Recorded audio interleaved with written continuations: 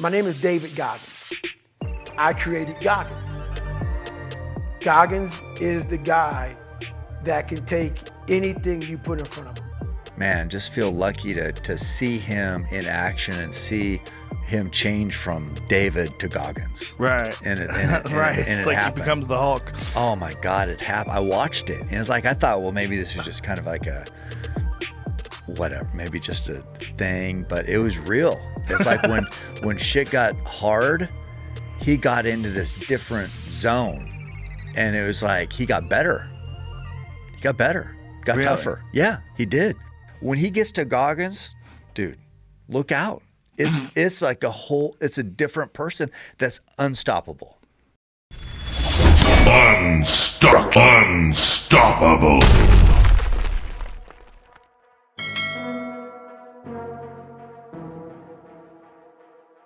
I had a learning disability. I was stuttering. I was battling so much shit that I never even told my mom about.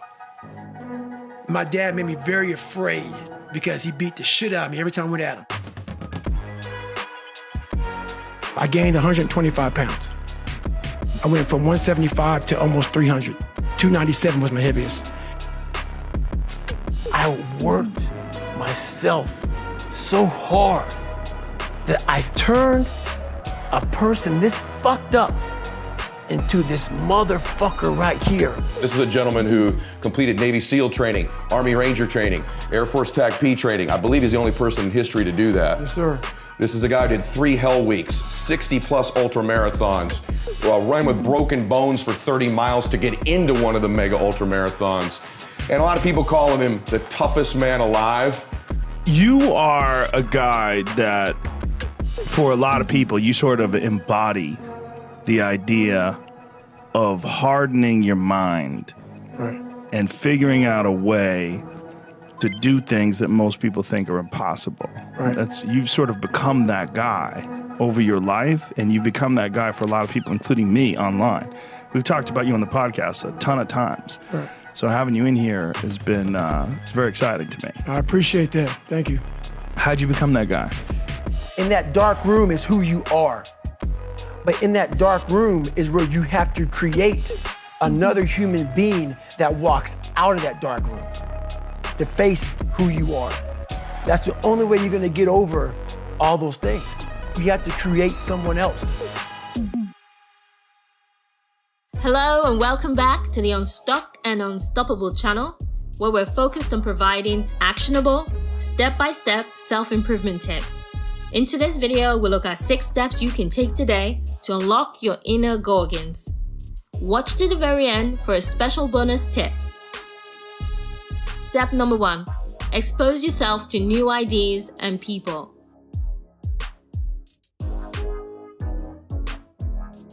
It started off with the Rocky and Rambo movies. Right. You know, those were kind of like my fathers when I was coming up. But then when I finally met this guy named Scott Guerin, this guy that fell off, he had a parachute accident. A guy crashed through his parachute and he fell 13,000 feet, pretty much to his death because his parachute collapsed and he fell 120 miles an hour to the ground. I mean, that picture in the book. It's disgusting, right? And so he hit the ground, and I met him a couple years later at this CAP, Civil Air Patrol camp. And I'm sitting there, and no kid was like amazed by him. You know, it was like, okay, this is a great story. I'm a kid, let's go. I'm sitting, he comes out, and I was amazed by Rambo. Like at a young guy, like, oh my God, this is the real Rambo. I started following this guy, but he didn't know I was following him. So for a week long, he did push-ups and flutter kicks, and all. I was like, man, that is the real Rambo. And then this guy was in my mind. We had zero money, man. I went on a $500 phone bill. And back then, dude, and having no money, my mom wanted to kill me. I was in search of Scott Guerin. Yeah, no Google, no internet. Google, no nothing. You're just randomly calling up bases? Air Force bases, man. Calling up Air Force bases, man. Hey, you know what Scott Guerin? What do you mean? I'm like, who's Scott Guerin? I'm like, he's a pararescue man. A what? Because, you know, a pararescue man, you know, there's not a lot of them. So I started getting, okay, there's a PJ base here, a pararescue base here. So I started tracking down pararescue bases. Finally, Key West, Florida.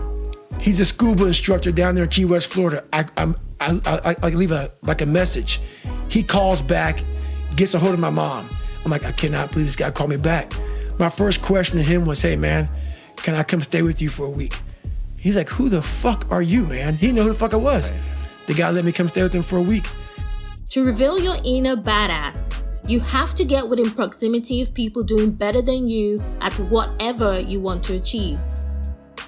Add people to your circle who are functioning at a higher level than you are in the areas that you want to improve in.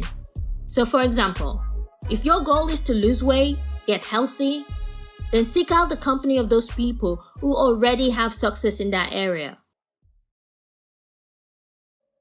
What changed, I watched this Discovery Channel show, Class 224.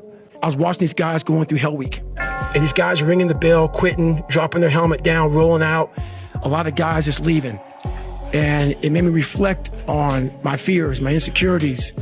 And I saw real men, what I thought were real men who were staying, who were overcoming adversity, who were overcoming all these different things that I had blamed so many fucking people in my life, my dad, my mom for not being there, my learning disability, my skin color. And so I sat there for a while and I was like, no one's gonna fucking come to help me. No one's gonna fucking come to help me. It's fucking me against me, period.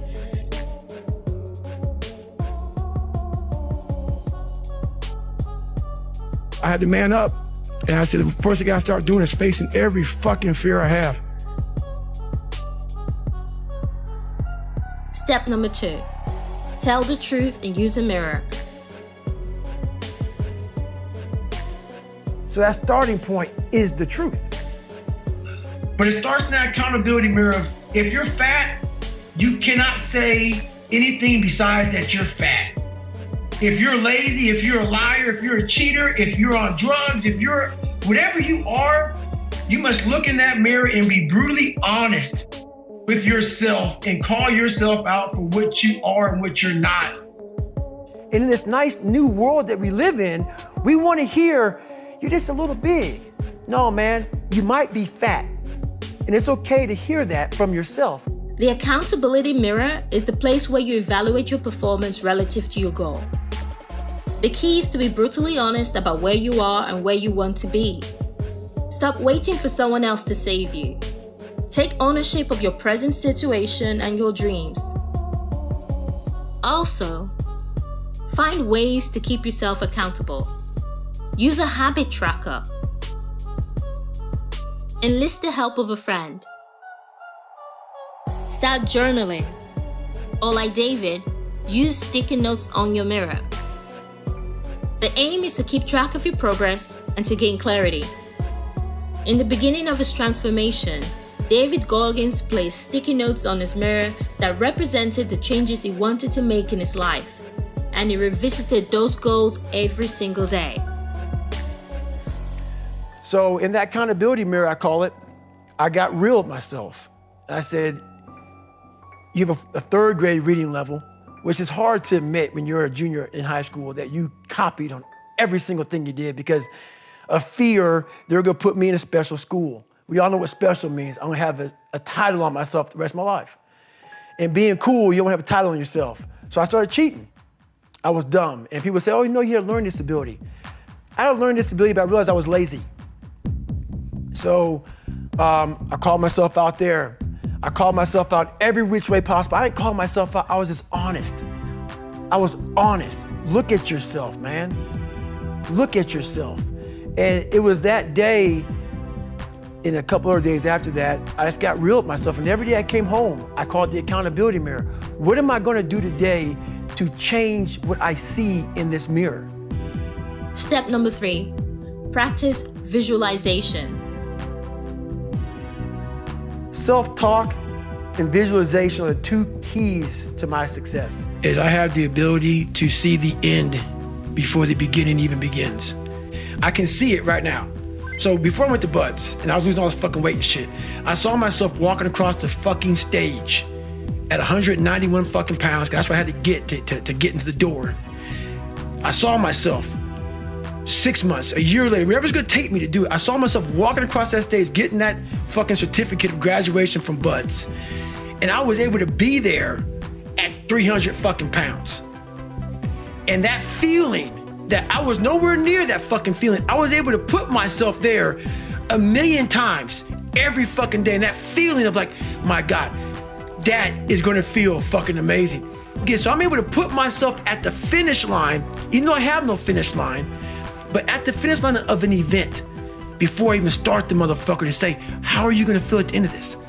Support your goals with strong, clear, positive mental images of you performing at your very best and achieving your goals. Play those positive images in your mind over and over again, attaching as much emotion as you can to it. One way that David does this is by asking himself the what if question. When I first walked into the Navy SEAL recruiter's office, he looked at me and said, there's only been 35 African Americans in 70 years make it through. You know what I said to myself? What if I can be the 36? It's the what if I can pull off a fucking miracle. What if I can become someone that no one thinks I can be? And just me talking about that, I have the hair going up on my arms because it makes me just like, what if I can be that guy that people who call nigger and this and that, and now I'm speaking at Tom Ferry's fucking event. What if? That's it. The most important thing is I practice that feeling of accomplishment that I'm gonna have when it's all said and done with. Step number 4, start small. Each thing that is wrong with you has to be a focal point. You can't look at this gigantic list and say, I gotta change all this shit. My God, this is crazy. No. You take off the first one, I wanna be smarter. For me, that was my thing. I have to become more intelligent. I have such a severe learning disability, man, I can't retain shit. I had to now get that one thing and then strategize in that one problem. How can I do this? You gotta strategize on each problem you have in life. Slowly break down that problem. Don't think about all the problems you have, just one at a time. And before you know it, you fix all these problems, but you cannot focus on all of them. Just on the one thing at a time. Breaking complex problems into smaller goals not only makes it easier to tackle, but it also provides a great starting point. No one becomes a Goggins overnight, but we can all take a step closer each day. The way to do this is by starting small, tracking your progress, and celebrating your minor victories. Failure to acknowledge your small wins often leads to discouragement and quitting. The reason why we go back to old habits is because our goals are too lofty. We're not achieving our goals fast enough.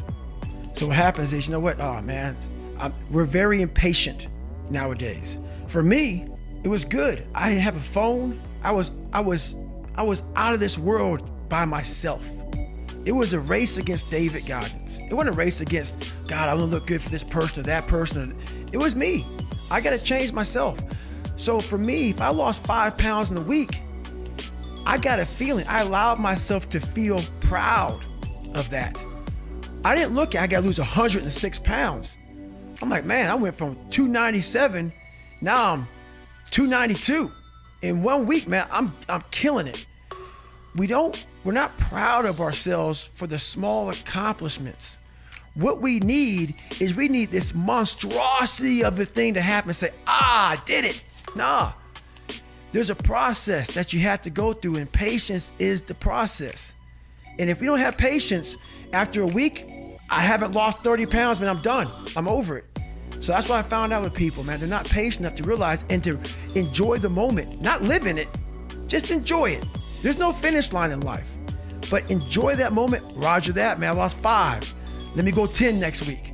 So that's the whole thing about it. That's how people lose it. Step 5, self-talk. Self-talk, for me, has been the biggest thing in my life.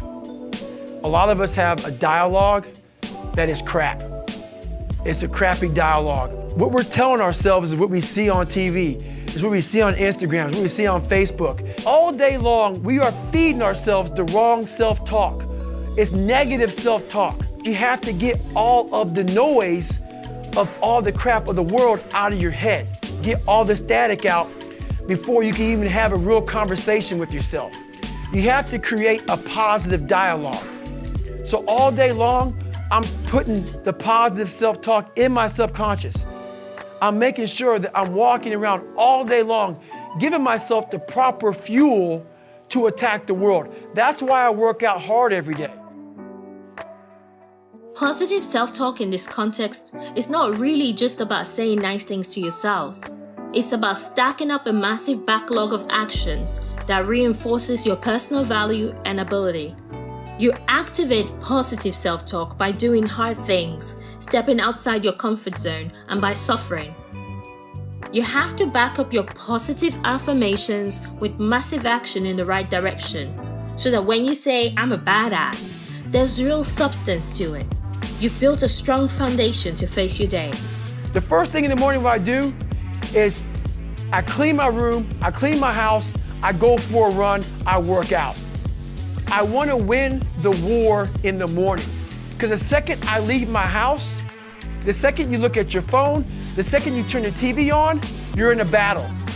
All this negativity is coming at you. But if you're able to fuel yourself in the morning, win the war in the morning, so you have the strength to face what you're going to face in the world. The world's going to come at you with lefts and rights. You have to have the right kind of mentality. And that starts by not hitting the snooze button. It starts by waking up. No, you don't want to do it, but that gives you the strength because you did it.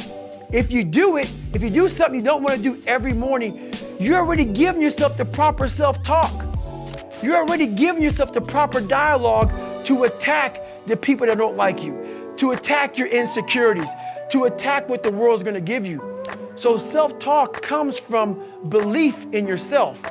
If you're giving yourself self-talk, positive self-talk, but you don't believe it, it's not going to come true. You have to put the work behind what you're saying and believe what you're saying to yourself for that self-talk to become a reality in your subconscious. Step number 6, do hard things. How you become the person you want to be is constantly facing the things that you don't want to face. We live in a world that we want to be as comfortable as we can. And we wonder why we have no growth. The reason I became 297 pounds is because that was comfortable. What was very uncomfortable was running. What was very uncomfortable was being on a diet. What was very uncomfortable was trying to face things that I didn't want to face. So I realized for me to find growth, I had to face all of these different things that made me very, very uncomfortable. It's so easy to be great nowadays because most people are weak. This is a softened generation. So if you have any mental toughness, any ability, if you have any fraction of self-discipline, the ability to not want to do it but still do it. People have a hard thing understand. I hate to run. And what makes me so crazy, it doesn't anymore, is people go, well, why do you run if you hate it? What are you talking about? I don't want to take showers and eat either. I hate that too. That's a life, man. It wasn't until I changed that mentality that I became somebody. I hated going to school, so guess what? I was dumb as shit. That's what 1 + 1 is 2. But if you can get through to doing things that you hate to do, on the other side is greatness. In failure and in suffering, all the answers are in there. All the answers to all the test questions. The test is your life. All the answers are in there. You don't have to live in suffering and pain and failure all the time. You have to learn, I need to visit it. Like people hate working out. You're only gonna visit working out maybe an hour a day. 23 other hours of the day, you're not in it. But how you become in shape is you must visit suffering, visit working out 1 hour a day. Visit suffering 1 hour a day. Visit your past failures 1 hour a day. The relationship with it is the answers are in there. Put challenges in front of yourself. When you put a challenge in front of yourself and you attack it, that's when you find inspiration. Try to be 10% better than you were last week. So if you're running 30 miles a week, run 33. If you're swimming 500 meters, swim 550. If some of you aren't doing shit, you're 10% is just getting off the fucking couch. The more you walk away from accountability, the weaker you become. Find yourself in the grip of life. You can't find yourself by doing nothing. You shelter yourself from greatness when you shield yourself completely from fears, struggles, difficulty, and suffering. I was guided by something much more powerful, and I listened. And I chose the path of most resistance. Talent not required.